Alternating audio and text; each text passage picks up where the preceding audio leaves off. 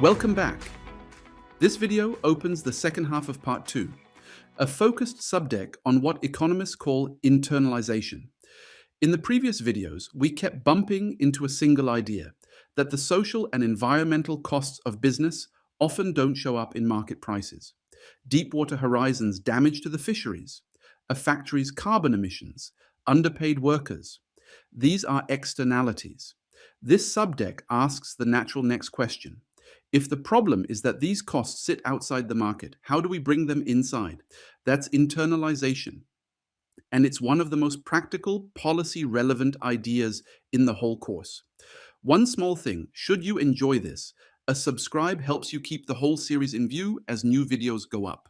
Just to orient you, we're still within the same overall syllabus for this part, running from responsible investors versus shareholder value, through corporate social responsibility, reporting and ESG ratings, and on through the financial sectors. This internalization subdeck sits at the foundation of all of it, because measuring and pricing externalities is what later tools like ESG ratings and carbon accounting are ultimately trying to do. Consider this the conceptual bedrock beneath the machinery to come. Here's what you should be able to do by the end of this lesson. First, explain the twin concepts of externality and internalization, the problem and its solution. Second, understand the role of government regulation and taxation, which are the first-line tools for internalizing. And third, understand the integrated value approach for measuring externalities, and be able to explain policy and technology uncertainty, the deep uncertainties that make all of this genuinely hard. Problem, tools, measurement, uncertainty, those are our 4 waypoints. Let's define the central term precisely. The social and environmental factors we've been discussing are externalities, effects that fall on other parties without being reflected in market prices. That last clause is the whole issue, because neoclassical economic models treat market prices as the relevant signals for decision-making, for investment, production, and consumption. Anything not in the price is effectively invisible to the model. Pollute a river for free, and the model sees no cost, so it never tells you to stop. The good news is that there are several mechanisms to internalize these externalities, to force the cost back into the price. And the major one, historically, is government intervention, through either regulation or taxation. Those two, regulation and taxation, will be our recurring pair. Let me give you the mixed track record. On the social side, social legislation across the developed world is actually a great success story of internalizing externalities. Minimum wage laws, workplace safety rules, bans on child labor, all force social costs back onto the firms that would otherwise offload them. On the environmental side, though, the record is poor. Very few countries have implemented effective carbon taxes. Most have none, or set them far too low. And worse still, fossil fuel subsidies remain widespread, actively hindering the adoption of renewable energy, governments paying to make the problem cheaper. Now, although the UN Sustainable Development Goals agenda has set a clear timeline, addressing the main externalities by 2030, there remain significant political and technological uncertainties about how these externalities will actually unfold over time. And this is where scenario analysis comes in, a process of analyzing possible future events by working through alternative possible outcomes under uncertainty. We'll return to scenario analysis at the very end of this part. Now let me give you a wonderfully compact way to see why environmental externalities are growing, the IPAT equation. It reads I equals P times A times T. I is the impact on natural resources, the total footprint. P is population, the number of people. A is affluence, consumption per person. And T is technology, the impact per unit of consumption. Multiply the 3 and you get total impact. The equation is powerful because it separates the drivers. Impact rises when population grows and when people get richer and consume more. and it falls only when technology becomes cleaner per unit. So as billions of people rightly rise out of poverty, raising A, the arithmetic tells us that T has to fall dramatically just to hold impact steady. That single equation frames the challenge of a growing, prospering world on a finite planet. Let's make finite concrete. Non-renewable or abiotic resources, which the slide calls NA, are, by definition, limited in stock. And the speed at which we deplete them, a time t measured in years, depends on annual demand, dA. The relationship is simple. T equals NA divided by dA, the stock divided by how fast we use it. The example on the slide. For copper, that figure is around 70 years. But, and this is the important caveat, that number isn't fixed. It rises if we make new discoveries, increasing the stock NA. And it's pushed both ways by demand. Intensified use shortens it, while recycling effectively lengthens it by reducing the need for virgin material. So 70 years for copper isn't a doomsday clock. It's a dynamic figure we can influence through discovery, through efficiency, and above all, through recycling in a circular economy. So far, we've talked mostly about natural resources, but internalization applies just as much to people, to social and human capital. Recall the goal of decent work and inclusive economic growth, SDG 8. The aim is to preserve social capital, S, and human capital, H, within the production process, rather than depleting them the way we might deplete a mineral. The slide proposes a common language. Link the SDGs to a set of capitals, social S, human H, and natural N. And here's a crucial refinement.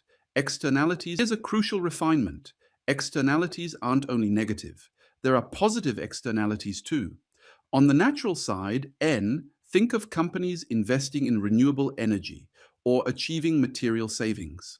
On the social and human side, S and H, think of companies training their employees or improving public health through sustainable food production.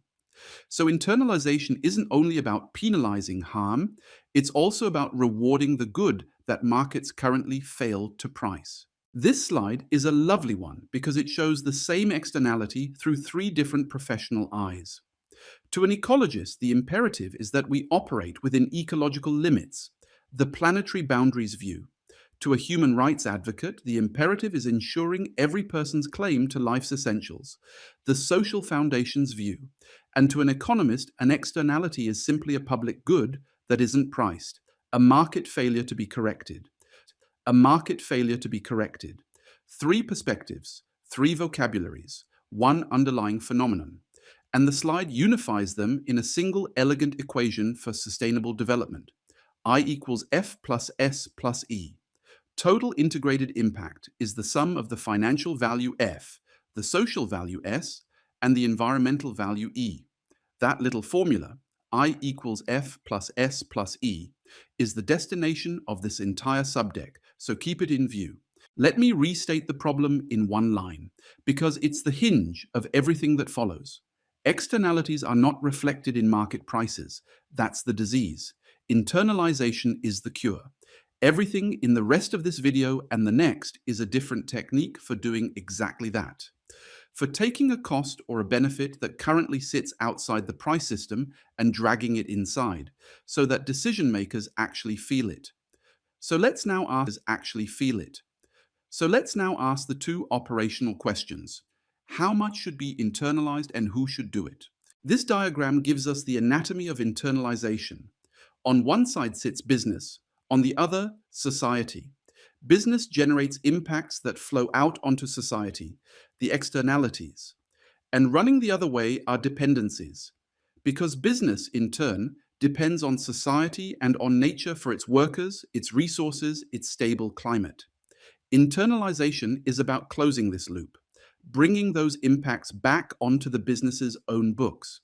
The key variable here is the internalization rate, the fraction of the externality that actually gets priced in. At a rate of 0, the firm feels none of the cost it imposes. At a rate of 100%, it feels all of it. Most real-world policy lives somewhere in between, and pushing that rate upward is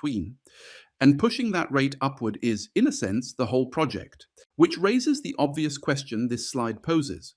Who should act? Is it the government's job through taxes and regulation? Is it businesses' job by voluntarily incorporating these costs? Is it investors steering capital, or consumers through what they choose to buy? Hold the question open for a moment. As we'll see, the theoretically cleanest answer is usually government. But governments frequently fail to act, and when they do, the responsibility cascades onto everyone else in the chain.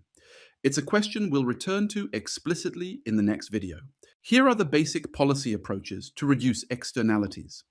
And there's a beautiful theoretical result on this slide worth dwelling on. The two headline tools are a tax on the externality, setting a price and letting quantity adjust, and a cap on the quantity, letting the price adjust and letting quantity adjust, and a cap on the quantity, letting the price adjust as in an emissions trading system.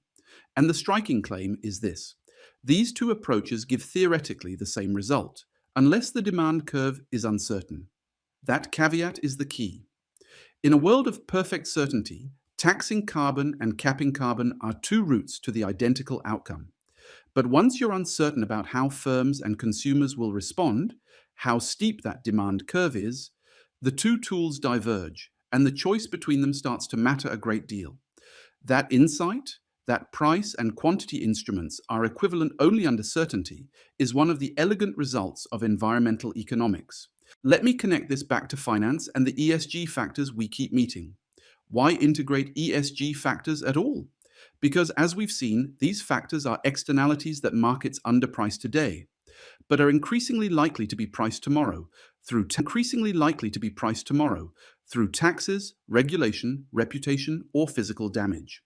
Integrating ESG is, at bottom, a bet that the internalization rate is rising over time.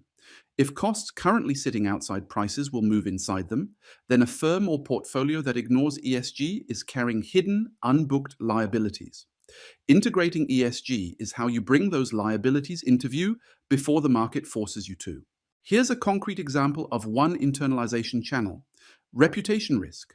Consider a company violating SDG 8, decent work, by failing to pay its workers a living wage. In a narrow short-term accounting sense, underpayment looks like a cost saving, but it carries a latent reputation risk: consumer boycotts, media exposure, damaged brand, difficulty recruiting. That reputational damage is precisely the mechanism by which a social externality gets internalized.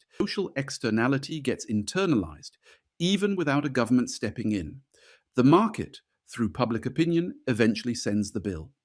It's a reminder that internalization doesn't only come from taxes and laws. Sometimes society prices these costs directly. And here's the complementary example: the regulatory approach. Rather than waiting for reputation to do the work, government can simply mandate the outcome. Set a minimum wage, ban a pollutant, require a safety standard, cap an emission. This is internalization by command.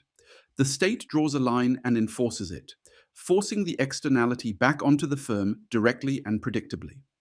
Regulation and reputation thus sit on the same spectrum of internalization channels, but they feel very different from the inside. One is a hard legal constraint, the other a soft market pressure. Effective internalization usually leans on both. Let me close this video on taxation, the economist's favorite tool. A carbon tax is an efficient way to secure the public good of a low-carbon economy. The logic is clean. You set the tax equal to the marginal cost of adjustment, and firms then abate emissions up to the point where their own cost of cutting equals the tax. No more, no less. That equalizing of marginal costs across all firms is exactly what makes it efficient. The main alternative, as we saw, is an emissions trading system, an ETS, which caps total emissions and lets firms trade allowances, so the market discovers the price rather than the government setting it. And the same logic extends beyond carbon. You can levy taxes on natural resources too to slow their depletion. Tax the thing you want less of. That principle carries us straight into the next video. Let's recap. This video opened the internalization subdeck and gave us its core vocabulary. An externality is a social or environmental cost, or benefit, that market prices ignore. Internalization is the act of forcing it back into the price. We saw the IPAT equation, impact equals population times affluence times technology, which shows why a richer, more populous world demands dramatically cleaner technology. We extended the idea beyond nature to social and human capital, arrived at the unifying formula I equals F plus S plus E, and surveyed the tools of internalization, regulation, reputation, and above all taxes, with the elegant result that price and quantity instruments coincide only under certainty. In the next and final video of this part, we put actual numbers on all of this. Carbon taxes in practice, the true price of roses from Kenya, and the leap from financial value to integrated value. See you there. Thanks a lot for watching. If you found this valuable, consider subscribing. There's plenty more on the way.